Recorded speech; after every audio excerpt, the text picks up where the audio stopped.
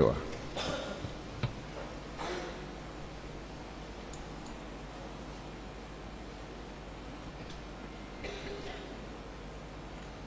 Kalau bukan Tuhan yang berfirman kepada kami, maka sia-sialah kalau pada sore hari ini kami bersama-sama datang menghadap kehadirat-Mu.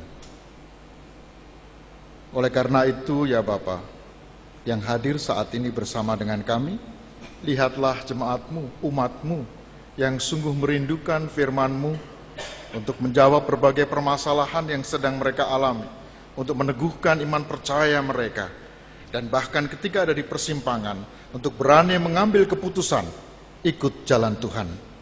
Oleh karena itu biarlah kiranya Roh-Mu yang kudus boleh campur tangan di dalam ibadah ini, sehingga kami boleh memahami, mengerti dengan baik apa yang Tuhan ingin bekalkan kepada kami masing-masing. Dalam nama Tuhan Yesus, kami mohon doa dan pertolongan ini. Amin.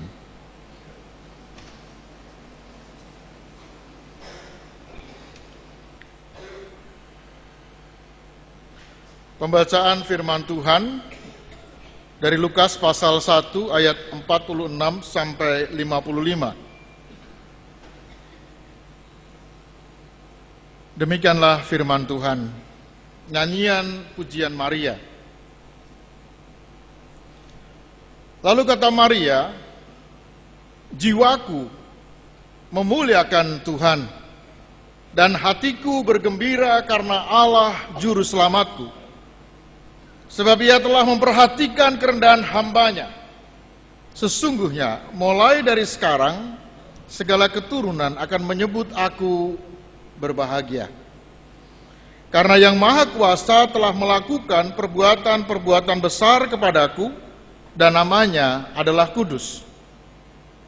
Dan rahmat-Nya temurun atas orang yang takut akan Dia. Ia memperlihatkan kuasa-Nya dengan perbuatan tangannya, dan mencerai-beraikan orang-orang yang congkak hatinya. Ia menurunkan orang-orang yang berkuasa dari tahtanya, dan meninggikan orang-orang yang rendah. Ia melimpahkan segala yang baik kepada orang yang lapar, dan menyuruh orang yang kaya pergi dengan tangan hampa. Ia menolong Israel hamba-Nya, karena Ia mengingat rahmat-Nya, seperti yang dijanjikannya kepada nenek moyang kita, kepada Abraham dan keturunannya untuk selama-lamanya. Amin. Berbahagialah orang yang mendengarkan firman Tuhan, serta memeliharanya. Maranatha.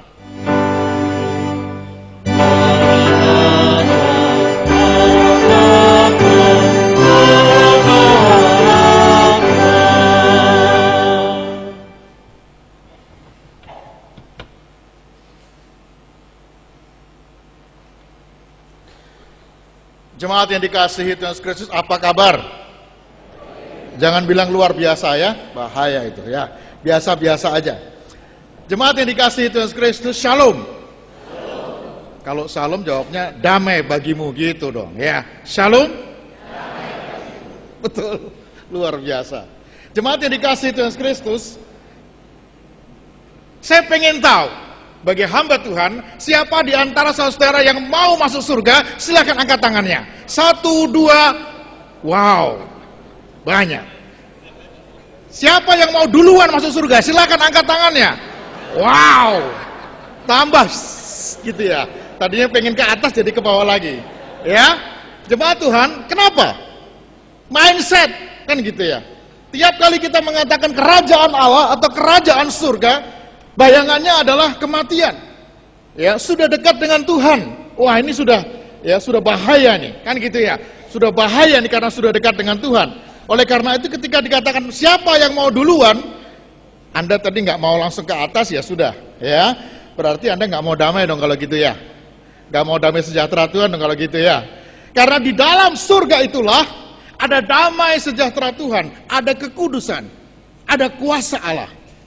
Nah, jemaat yang dikasihi Tuhan Yesus Kristus, di dalam kehidupan kita, itu ternyata ada yang original, ada yang KW. Ya, kita mau lihat nanti ya, apakah iman kita ini iman yang original atau iman yang KW? Nggak tahu KW 1, KW 2 atau KW 3. Bagaimana membedakannya? Ibu-ibu yang tahu ini ya, kalau punya tas Louis Vuitton, misalnya gitu ya, Louis Vuitton namanya ya, kalau nggak salah ngomongnya gitu ya, itu pas hujan kelihatan banget ya. Kalau pas hujan, tas Louis Vuittonnya taruh di atas berarti, ya berarti KW. Kenapa? Bisa beli lagi. Kalau asli langsung masuk pakaian, kan gitu ya. Ini asli. Nah, jemaat yang dikasihi Tuhan Yesus Kristus sangat disayangkan. Ternyata iman itu juga ada KW 1, KW 2 atau KW 3. Tergantung situasinya. Kalau kita lihat di dalam kisahnya Maria, demikian juga dengan kisah Elizabeth, ada yang namanya Elizabeth di sini, tolong angkat tangannya. Oke, terlambat kalau enggak ya. Yang namanya Elizabeth itu luar biasa, saudara. Kalau dipanggilnya Lisa, malah ada yang bilang Beth, ya, namanya bagus-bagus Elizabeth. Nah, kisah kita ini dimulai dengan kisah Elizabeth. Dan yang luar biasa dikatakan tadi nyanyian Maria, dan nyanyian Maria itu disebut juga dengan Magnificat. Apa Bapak Ibu? Kita ulangi 1, 2, 3. Ya. Magnificat, ya. Tapi jangan diteruskan karena susah nih ya. Kalau jiwaku memuliakan Tuhan seperti tadi, maka kata-katanya dalam bahasa Latinnya Magnificat anima mea dominum. Coba kita ulangi, Magnificat.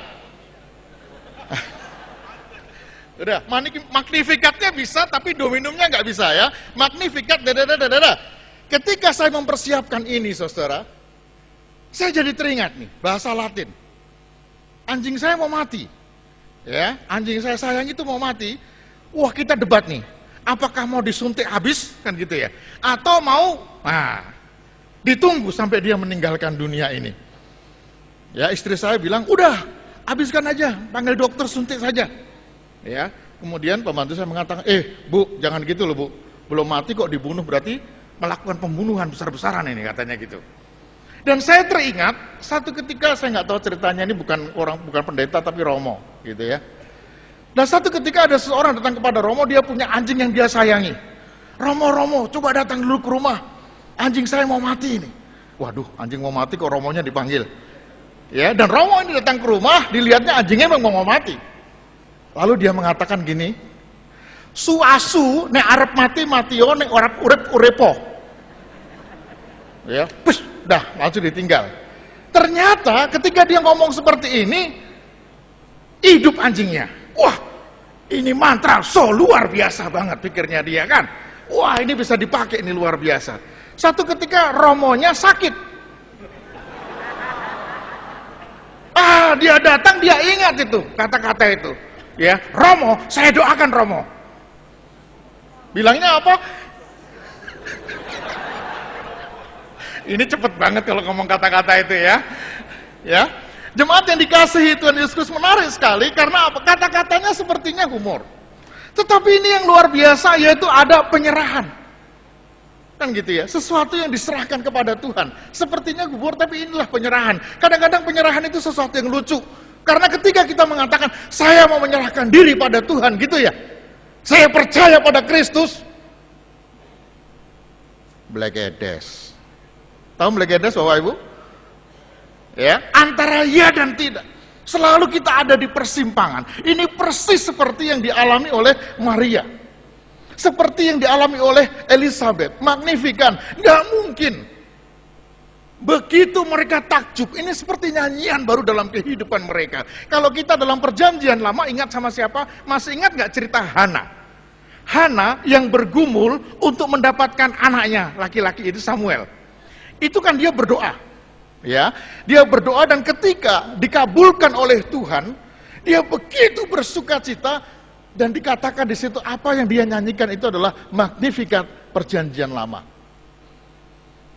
Jemaat yang dikasihi Tuhan Yesus Kristus, demikian juga kita mesti masuk nih, ya. Kita mesti masuk dalam kisahnya. Karena kalau enggak biasa-biasa aja.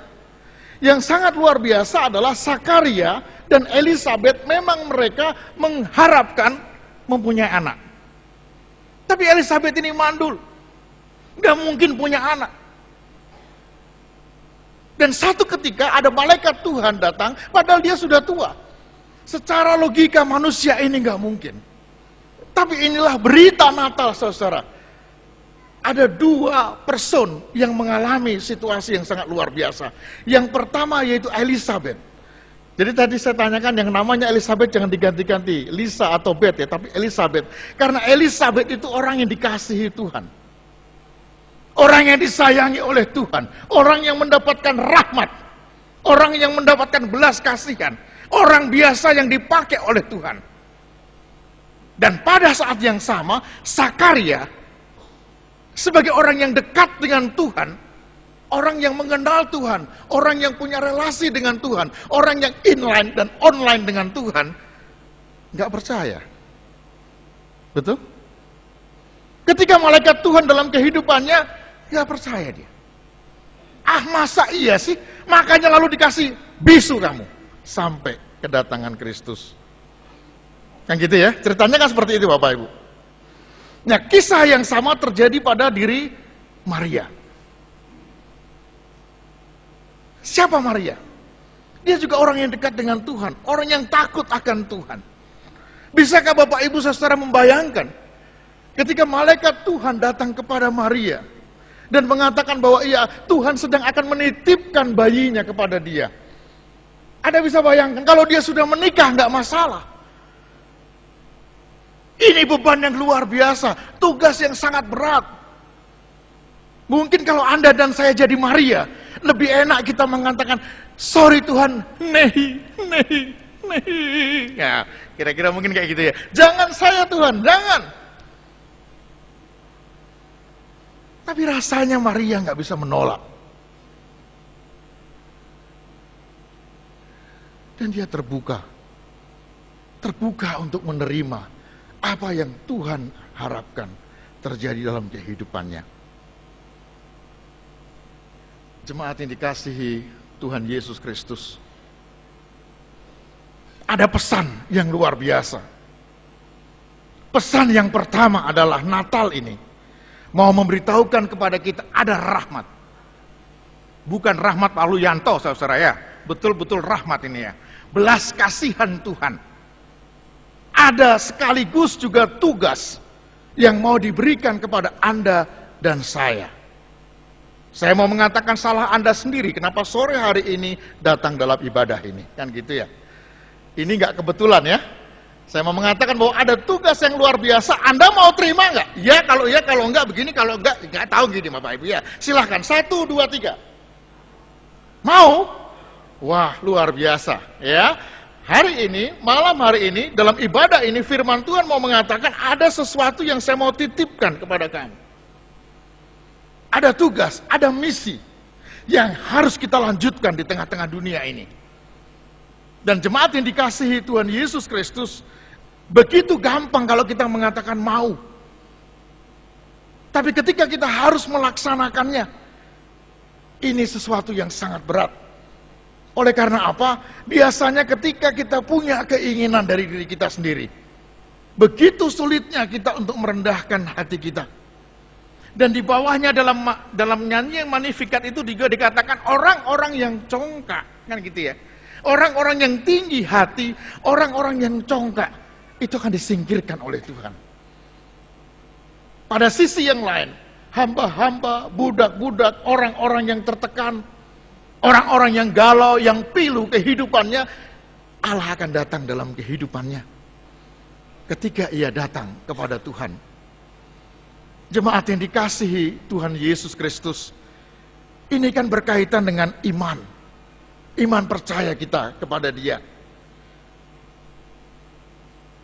Dietrich Bonhoeffer mengatakan, es gibt keine billige Gnade. Tidak ada kasih karunia yang murahan.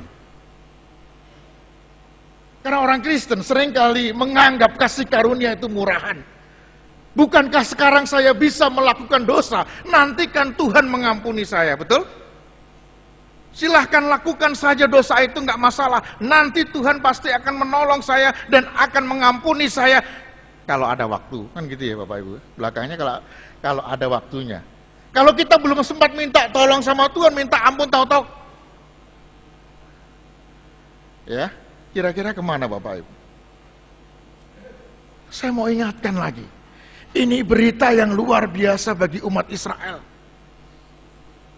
Karena umat Israel pada saat berita ini dibawakan, pada saat berita diberitakan kepada Maria dan Elizabeth, kondisi bangsa Israel dalam keadaan terpuruk.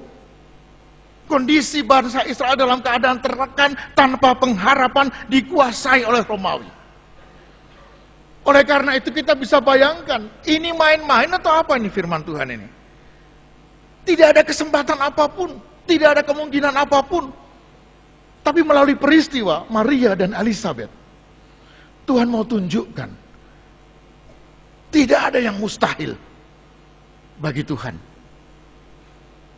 Semuanya memungkinkan bagi Tuhan. Persoalannya adalah, sungguhkah saya mau percaya pada Dia atau tidak? Mungkin Anda dan saya saat ini mengalami permasalahan yang luar biasa, berkaitan dengan rumah tangga, berkaitan dengan pekerjaan, berkaitan dengan pelayanan. Dan pada saat itu kita berharap pertolongan Tuhan. Tapi di balik kata pertolongan, minta pertolongan Tuhan, sebetulnya saya egois. Kenapa? Karena yang saya minta itu adalah keinginan saya dan bukan keinginan Tuhan. Peristiwa Maria mau menunjukkan semeleh, tahu Bapak Ibu semeleh ya? Orang Jogja mengatakan semeleh. Ya, kenapa? Semeleh itu sudah sebenarnya hampir nggak punya harapan. Aku sudah doa, tapi nggak ada perubahan apapun. Sampai akhirnya kita hanya bisa mengatakan, udahlah Tuhan, sampun Gusti niki kulo, ini Tuhan, ini saya, sudah Tuhan. Aidaku boto weh. Kira-kira gitulah mungkin ya kalau orang Bataknya. Nggak ngerti lah saya Tuhan, apa yang akan terjadi. Karena the future is mine, kata Tuhan. Satu ketika, kira-kira jam sekian, saya pulang ke Yogyakarta. Saya pulang karena rumah saya di sana, anak saya ada di sana, jadi saya bilang pulang. Naik pesawat yang baru katanya. Cuman saya lihat pesawatnya kok kecil ya. Sudahlah, gak masalah. Cuaca mendung, waduh. Kok cuacanya mendung ya, mau dibatalkan apa? Nggak usah lah. Statistik mengatakan orang jalan kaki kan lebih banyak yang meninggal dunia ketimbang naik pesawat terbang, katanya gitu. Ya sudahlah, ditenangkan aja lah. Ketika pesawat mulai mau take off kan sudah jalan gitu Bapak Ibu ya. Pilotnya mengatakan, Bapak Ibu saudara minta maaf, sangat minta maaf. Karena ternyata cuaca di atas tidak begitu bersahabat. Waduh, maksudnya apa nih? Apa yang bisa kita lakukan? Apa kita bisa mengatakan kayak supir bis, pilot berhenti dulu, saya turun dulu, bisa? Nggak bisa, ini curang nih pilotnya, udah jalan dulu gitu ya, baru dia mengumumkan kepada kita. Di atas ternyata ada cuaca yang kurang enak, kan cuman gitu aja. Begitu pesawatnya naik jemaat Tuhan, biasalah ada turbulensi kecil gitu. Oh begini, nggak masalah, cuma begini aja. Gak masalah, 10 menit gak masalah. Sedikit goyang-goyang, gak masalah. Ini pilotnya mungkin bagus juga, dia khawatir begitu ya. Rupanya cuma goyang-goyang dikit kayak gini. Mungkin ada orang-orang yang takut gitu kira-kira mungkin ya, jadi ya dikasih tahu dulu lah. Begitu saya lihat di jendela, yang tadinya warnanya hitam, karena gelap gitu ya Bapak Ibu, itu ternyata kemudian menjadi putih dan merah. Apa artinya Bapak Ibu? Begitu dibuka di jendela, yang kelihatan bukan lagi hitam, tapi merah dan putih. Badai. Wow. Pada saat itulah, baru terasa Bapak Ibu turbulensi ngeri. Wah, pertamanya enak, kayak naik kuda. Oke. Tapi lama-lama mulai juga, gawat juga nih. Ini asli nggak nih ya? Istri saya di sebelah saya mengatakan, Pak, kamu udah berdoa. Dari tadi aku sudah berdoa, saya bilang. Loh iya kan Bapak Ibu ya, pendeta kan kalau tanya gitu dari tadi sudah berdoa. Padahal dalam hati saya mikir juga nih, ini kalau mati, saya berkenan gak di hadapan Tuhan? Waduh Tuhan, Saya tanya sama Tuhan, Tuhan, sudahkah aku berkenan di hadapan-Mu? Nggak tahu katanya. Loh. Karena katanya semakin dalam keadaan darurat, dalam keadaan bahaya, itu katanya sinyalnya semakin kencang. Betul ya Bapak Ibu ya? Jadi kalau biasa-biasa aja, sinyalnya biasa. Ya, kalau kita nggak ada apa-apa berdoa tuh kayaknya Tuhan nggak jawab-jawab. Tapi kalau keadaannya gawat, ya, kita berdoa Tuhan langsung jawab. Tuhan, apakah saya sudah berkenan di hadapan-Mu? Nggak tahu. Ini kira-kira saya bakalan mati nggak Tuhan? Nggak tahu juga, sorry ya. Kira-kira gitu Bapak. Ini juga nggak ada jawaban, makanya saya bilang istri saya sudah dari tadi berdoa. Jemaat yang dikasihi Tuhan Yesus Kristus, apa yang terjadi? Pada saat turbulens yang sangat luar biasa, dan kita nggak tahu lagi, saya cuma mengatakan, Tuhan, anak saya masih 2 belum menikah, tolonglah Tuhan. Bukannya ingat jemaat GKI Pondok Indah, ingatnya anak saya, lagi-lagi kita kan Bapak Ibu ya. Di dalam kekhawatiran ini pendeta juga manusia kan Bapak Ibu ya. Ya. Di dalam pertanyaan kan biasanya gitu, dalam keraguan, dalam pertanyaan itulah, dalam pergumulan inilah Tuhan mengatakan, semeleh, serahkan padaku, the future is mine, that is not you, it is not about you, it is about me. Betul? Ini enggak tentang kamu hidup ini tentang aku. Tuhan, saya masih punya tugas loh untuk khotbah di GKI Kebayoran Desember nanti, kan gitu kira-kira ya, nawar-nawar terus gitu Bapak Ibu ya. Tapi yang sangat menarik, malam hari ini saya mau ingatkan kita semua Bapak Ibu, apapun yang sedang terjadi pada Anda pada saat sekarang ini, semeleh, rahmat Tuhan menyertai kita. Berani kita dan mengatakan kepada rahmat itu, aku serahkan Tuhan, aku nggak ngerti lagi. Justru ketika kita ada di persimpangan dan kita nggak tahu lagi apa yang kita lakukan, maka pada saat itulah campur tangan Tuhan akan real, akan nyata. Ini bukan teori jemaat Tuhan, tapi itu yang Tuhan inginkan. Ketika kita dalam keadaan lemah, pada saat itu pertolongan Tuhan menjadi kuat, kan gitu ya. Ketika kita mulai dalam keadaan tidak menentu, pada saat itu penyerahan kita menjadi bersungguh-sungguh. Makanya firman Tuhan dalam Magnificat tadi dikatakan bahwa justru ketika engkau tertindas, ketika engkau tidak tahu lagi bisa berbuat apa-apa, pada saat itulah jangan congkak, jangan cuma memikirkan diri sendiri. Dan saat ini yang sangat luar biasa adalah bahwa keberadaan Maria dan Elizabeth, jemaat Tuhan, ini mewakili seluruh keberadaan orang-orang Israel, umat Tuhan. Bahwa mereka sebenarnya mendapatkan rahmat, mendapatkan karunia, mendapatkan job yang baru, mendapatkan tugas yang baru. Yaitu untuk menjadi saksi sang terang. Betul? Seperti Yohanes, dia katakan dalam Yohanes 1 ayat 8, aku bukan sang terang, tapi aku harus menjadi saksi bagi sang terang. Maukah jemaat Tuhan pada saat sekarang ini, Tuhan bertanya kepada kita masing-masing, pribadi demi pribadi, maukah kita menjadi saksi bagi Dia? Ini bukan hal yang mudah. Karena seorang teolog Taiwan, dia bernama Chuan Seng Song. Siapa Bapak Ibu?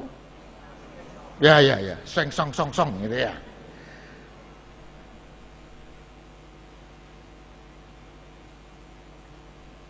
Dia mengatakan, dalam bukunya dituliskan,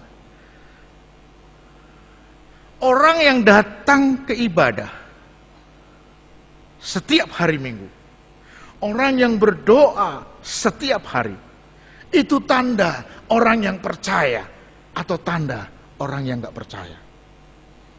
Apa jawabnya Bapak Ibu? Kalau percaya iya, kalau nggak percaya gitu ya. Kalau nggak tahu begini Bapak Ibu, balik lagi situ ya. Yang mana Bapak Ibu? Jawabannya apa? Ketika Anda ada di sini, ini tanda orang percaya nggak? Loh iyalah Pak, nanti dimarahi loh Bapak Pendeta. Pak Menato minta maaf ya. Tapi Chuan Seng Song mengatakan justru sebaliknya. Saya kaget, ini pendeta loh Bapak Ibu. Dia mengatakan bahwa orang yang datang ke gereja, yang membaca firman Tuhan setiap hari, itu tanda, minta maaf. Bukan saya Bapak Ibu, ini ya. Itu tanda orang yang nggak percaya. Waduh, kaget Bapak Ibu ya. Awas, jangan cuma dikutip di sini Bapak Ibu ya. Saya juga kaget. Dan kalau itu terjadi maka gereja bisa kosong, kan gitu Bapak Ibu ya. Saya sebagai pendeta jangan sampai kosong, kan ini apa yang terjadi nih? Ternyata setelah baca keseluruhan ada sesuatu yang dia mau bukakan. Karena yang terjadi sebenarnya adalah kalau orang sudah datang beribadah, itu dia mengatakan cuma ritual. Orang cuma mendengarkan firman Tuhan, tapi dia tidak mau hidup di dalamnya, apalagi mau berbagi. Itu yang menyebabkan seseorang itu nggak bisa bertumbuh dalam kehidupannya. Dia mendapatkan rahmat dari Tuhan, dia mendapatkan iman percaya dari Tuhan, dia mendapatkan keselamatan dari Tuhan. Tapi dia nggak mau hidup dalam keselamatan itu, apalagi membagikan kepada yang lain. Ada 3 tugas panggilan gereja. Yang pertama adalah koinonia, yaitu persekutuan. Seperti kita sekarang ini Bapak Ibu, kita sudah menjalankannya. Panggilan yang kedua adalah marturia, yaitu menyaksikan. Dan panggilan gereja yang ketiga adalah diakonia, yaitu membagikan sesuatu, ya, bersikap sosial kepada yang lain, berbagi kepedulian. Menurut Bapak Ibu, mana dari 3 ini yang paling sering kita lakukan? Yang pertama adalah koinonia, hampir setiap minggu kita melakukan, betul? Yang kedua, marturia. Apakah iya kita menyaksikan firman Tuhan itu? Dan yang ketiga, diakonia. Mungkin saja kita sudah melakukan yang ini. Yang terbanyak ini yang 2 ini, yang pertama dan yang ketiga. Sedangkan yang kedua, yang tengah-tengahnya, ini menjadi pertanyaan yang besar. Maksudnya adalah bukan kesaksian di depan saya menyaksikan bagaimana Allah berkarya dalam kehidupan saya, bukan. Tetapi bagaimana Anda secara pribadi memberikan ruang kepada Tuhan dalam kehidupan kita. Memberikan kesempatan kepada Tuhan. Supaya Allah berkarya dalam hidup kita. Dan Anda punya nyanyian yang baru. Anda punya pengalaman yang baru sama seperti Maria. Punya pengalaman yang baru karena Allah menolong. Punya pengalaman yang baru karena rahasia yang luar biasa sekarang saya lihat. Sesuatu yang gak mungkin menjadi mungkin. Sesuatu yang mustahil tidak mustahil. Tetapi seringkali kita kan tidak memberikan ruang pada Tuhan. Sehingga ketika kita tahu saya bisa memenangkan proyek ini, saya bisa memenangkan jabatan itu, saya akan gunakan Machiavelli, apapun saya akan lakukan untuk memenangkannya. Dan kita tidak mau memberikan ruang kepada Tuhan. Kita menjadi tidak sabaran. Kita menjadi seringkali tergopoh-gopoh. Tuhan mengatakan tunggu, diam, tunggu aku.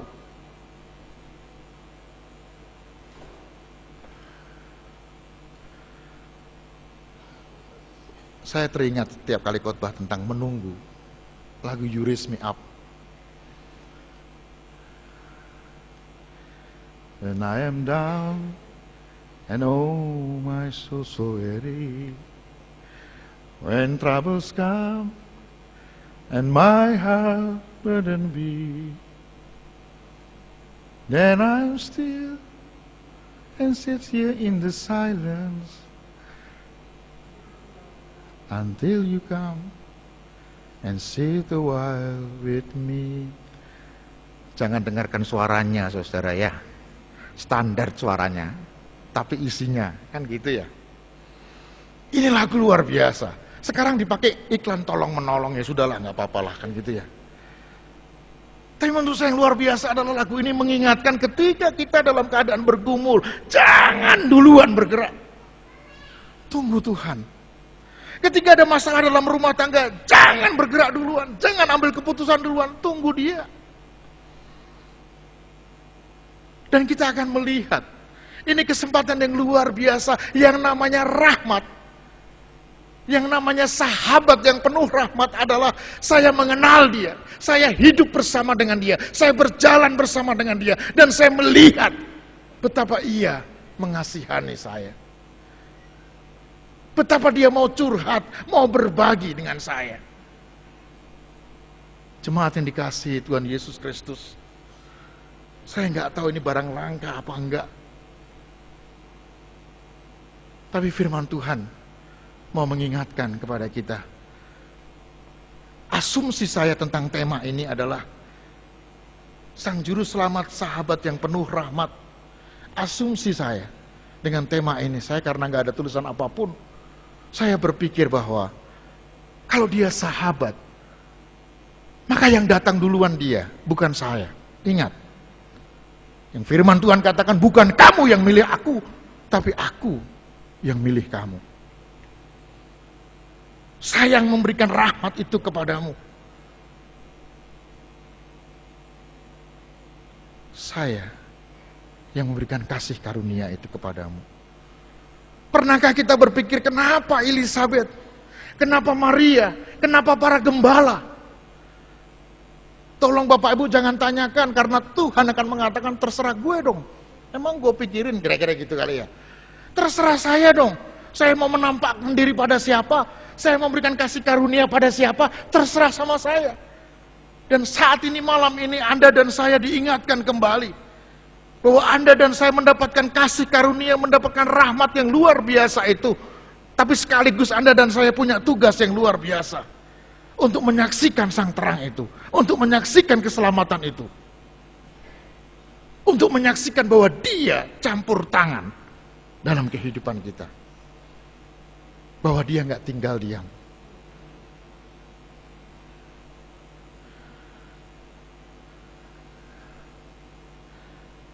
Jemaat yang dikasihi Tuhan Kristus,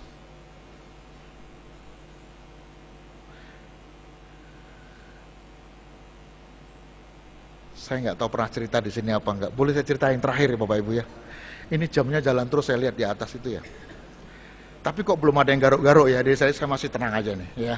Nanti kalau saya dari atas mulai lihat garuk-garuk, mulai siap-siap berhenti nih gitu ya. Silakan Bapak Ibu garuk-garuk baca gitu, nanti saya siap-siap untuk berhenti. Karena kalau di atas mimbar ini persis Yesaya 40 ayat 31. Ingat Bapak Ibu? Nggak ingat ya? Kasihan deh lo ya. Yesaya 40 ayat 31 mengatakan rahasia yang luar biasa. Orang-orang yang menanti-nantikan Tuhan, ia mendapatkan kekuatan yang baru. Ia seperti burung Raja Wali yang naik terbang. Kalau dia berjalan nggak pernah capek, nggak pernah lelah, dan dia berlari juga nggak pernah lesu. Mau tunjukkan multidimensi, kan gitu Bapak Ibu ya. Bukan cuma satu dimensi, tapi multidimensi. Artinya, dengan mata Raja Wali kita bisa melihat bersama dengan Tuhan banyak hal. Nah, saya kalau di atas mimbar ini ngerasa kayak burung Raja Wali gitu, yang bisa ngelihat semuanya. Ya, yang pojok sana saya bisa ngelihat juga, yang mulai garuk-garuk misalnya gitu kelihatan, yang mulai tidur-tiduran mulai kelihatan. Nah, di belakang, bukan di sini Bapak, bukan di sini ya. Ada jemaat, itu kalau mulai pendeta mulai khotbah, awalnya waktu nyanyi dia seneng, wah ikut nyanyi. Begitu pendeta mulai khotbah, dia mulai, begitu pendeta seru, dia malah, yang belakang ini kan lihat semua Bapak Ibu. Beberapa kali dia seperti itu, akhirnya ya pendeta yang khotbah itu merasa terganggu dan nanya sama dia, selesai pulang gitu ya. Pak, nanti mau pulang, tunggu sebentar ya, saya mau bicara sebentar. Oh iya, nggak masalah. Begitu semua sudah pulang, salam-salaman, terakhir sama Bapak ini, Pak, minta maaf sekali. Iya, ada apa? Kenapa sih Pak kalau saya khotbah, Bapak itu selalu tidur lalu ngorok? Oh, tunggu sebentar nah. Ya, kalau aku tidur di rumah itu enak kali, apalagi tidur di rumah Tuhan katanya gitu. Ini luar biasa. Ini luar biasa. Begitu pendeta mulai khotbah, damai sejahtera turun. Dan saat itulah saya langsung tidur. Apa saya salah? Pendeta nggak bisa jawab, 1-0. Saya pikir-pikir ini humor lagi Bapak Ibu ya. Tetapi ini luar biasa loh. Ada filosofi di balik ini. Jadi kalau Bapak Ibu Saudara nggak ngantuk, nggak tidur berarti, iya kan? Berarti damai sejahtera tidak mengalir pada Bapak Ibu. Saya jadi curiga ini ya. Jemaat yang dikasihi Tuhan Yesus Kristus, ini benar. Bahkan ketika seseorang bekerja keras, melakukan pekerjaan untuk Tuhan, katanya seperti itu ya. Ketika dia mulai bekerja, dia menikmati kebersamaan dengan Tuhan, dia bisa puas, damai, dan bisa tidur. Itu tandanya. Jadi kalau Bapak Ibu gak bisa tidur nanti malam, ingat kata-kata ini ya. Ada damai sejahtera Tuhan. Itu makanya seseorang mengatakan, Bapak Ibu Saudara, saya ingatkan. Kalau saudara-saudara, seperti kita dalam talenta itu Bapak Ibu ya, perumpamaan talenta, ada yang dikasih 5, ada yang dikasih 3, betul ya? Ada yang dikasih 1, 3 apa 2 ya? 2 lah, sama teman sendiri 3 ya, oke. Waktu yang pertama dikasih 5, ya, terus bagaimana? Wah, dia tergesa-gesa melakukannya, tergopoh-gopoh mengelolanya, dan akhirnya dia mendapatkan 5 lagi. Dan ketika pengusaha itu yang punya uang itu datang, yang punya talenta itu datang, dia datang lagi dan mengatakan, ini 5 talenta plus 5 talenta. Ya, lalu kemudian tuannya mengatakan, hai hambaku, perhatikan Bapak Ibu, hai hambaku yang baik dan setia, engkau telah setia pada perkara yang kecil, dan sekarang aku akan berikan kepadamu perkara yang besar. Ya, selesai. Saya ingatkan Bapak Ibu, sebagai hamba Tuhan, kalau Bapak Ibu mau melayani Tuhan dengan aktif, jangan sampai kelihatan Tuhan. Betul? Kalau Bapak Ibu, para penatua, melayani Tuhan dengan sungguh-sungguh kelihatan Tuhan, nanti dikasih lagi Bapak Ibu. Loh iya tuh. Ditambahi lagi. Itu makanya kalau penatua-penatua atau yang aktivis biasanya nggak mau usul. Kenapa? Kalau usul, kamu yang ngerjain. Kan gitu. Ya kan biasa gitu ya. Jadi kalau mau aktif, jangan sampai ketahuan Tuhan Bapak Ibu. Karena nanti dikasih lagi. Betul? Benar 100%. Tapi kita nggak baca di bawahnya. Di bawahnya lanjutnya dia mengatakan apa? Hai hambaku yang baik dan setia. Mari, masuklah. Ya, di dalam perjamuan bersama dengan Tuhan. Wah, ini yang luar biasa, saudara. Memang saya capek. Memang saya dikasihkan Tuhan tanggung jawab lebih. Tapi ingat, pada saat yang sama, Tuhan juga menyertai dan memberkati Anda. Sampai kita wow. Dan pada saat itu, Magnificat, nyanyian yang baru akan muncul. Tunggu dia, jemaat Tuhan. Jangan dengan kekuatan kita sendiri. Karena rahmat Tuhan, aku datang supaya kamu memperoleh hidup. Dan bukan hidup yang biasa-biasa, tapi hidup yang penuh dengan kelimpahan. Yohanes 10 ayat 10b. Saya kembali kepada yang pertama tadi. Kalau aku datang, bukan untuk membawa nyawamu. Bukan. Aku datang untuk memberikan kepadamu hidup. Dan bahkan hidup yang berkelimpahan. Maukah Bapak Ibu diberikan hidup yang berkelimpahan? Nggak ada yang mau, telat. Ya. Loh iya kan, masih gede-gede gini ya. Inilah kita, ya. Siapa Bapak Ibu yang suka menunda-nunda? Silakan angkat tangannya. Nggak ada. Suruh angkat tangan aja menunda, bayangkan. Ini terakhir, paling akhir jemaat Tuhan. Ya, tadi kan masih terakhir, ini sekarang paling akhir.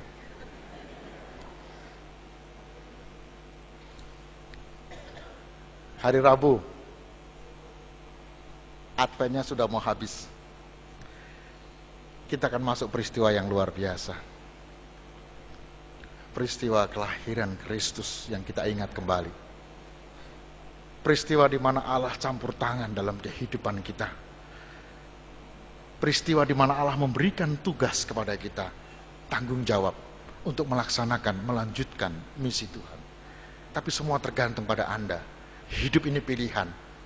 Kalau Anda iya, Anda siap seperti Musa. Tuhan, siapakah aku? Silakan bertanya.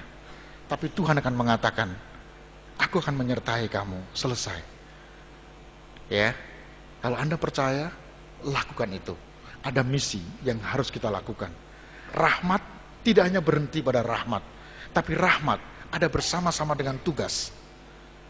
Oleh karena itu lakukan apa yang Tuhan kehendaki. Ketika masih ada saatnya kita bisa melakukannya. Terpujilah nama Tuhan. Amin.